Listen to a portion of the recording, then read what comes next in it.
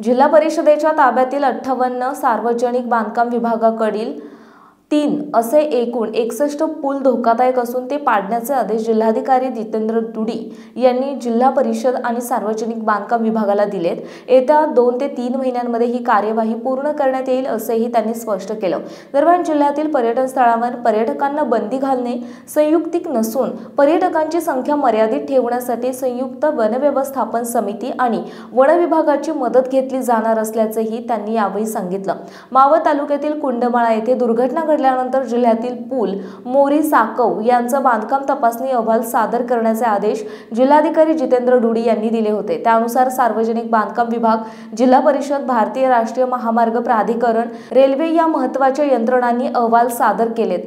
त्यात या बाबी स्पष्ट झाल्या। त्यानंतर दुडी यांनी संबंधित यंत्रणांना हे धोकादायक पूल पाडण्याचे आदेश दिले आहेत। त्यासाठी तातडीने कार्यवाही करण्याचे सांगितले असून येत्या 3 महिन्यात हे सर्व पूल पाडण्यात येणार आहेत। याबाबत दुडी म्हणाले, धोकादायक पूल पाडण्याबाबत मुख्यमंत्री देवेंद्र फडणवीस आणि उपमुख्यमंत्री अजित पवार यांच्याशी चर्चा केली आहे। हे धोकादायक पूल कोणतीही दुर्घटना होण्यापूर्वी पाडण्यात येतील। या पुलांना पर्यायी व्यवस्था असून त्याचा नागरिकांनी अवलंब करावा। या घटनेतील मृत्युमुखी पडलेल्या 4 जणांच्या कुटुंबियांना प्रत्येकी 5 लाख रुपये देण्यात आले आहेत, तर जखमींचा उपचाराचा पूर्ण खर्च सरकारकडून करण्यात आला आहे।